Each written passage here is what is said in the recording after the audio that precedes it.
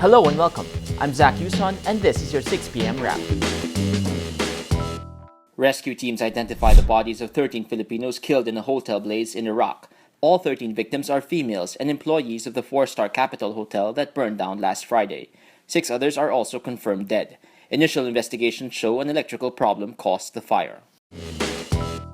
Former presidential candidate Roy Señeres dies Monday. He was 68. This comes a few days after withdrawing from the presidential race upon advice of his doctors to avoid stress.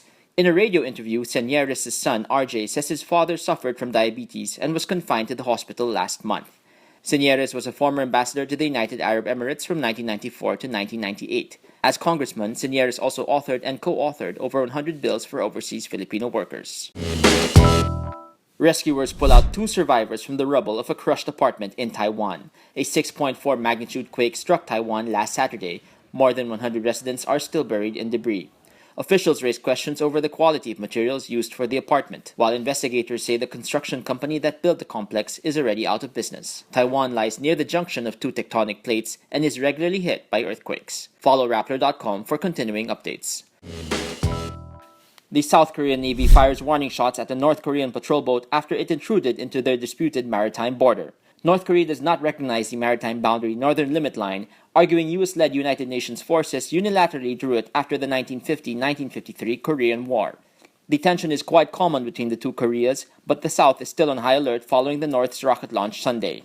North Korean officials insist the launch is part of their space program, but critics call it a disguised ballistic missile test.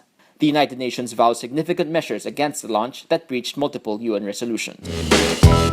Filipino boxing champ Manny Pacquiao returns to training for his third fight with Timothy Bradley on April 10. Pacquiao begins hitting mitts with his assistant, but the serious training will begin on February 14, when head trainer Freddie Roach arrives in the Philippines. Pacquiao is expected to train for 2 to 3 weeks in Manila before relocating to the Wildcard Gym in Los Angeles. His third fight with Bradley is supposedly his last before he retires.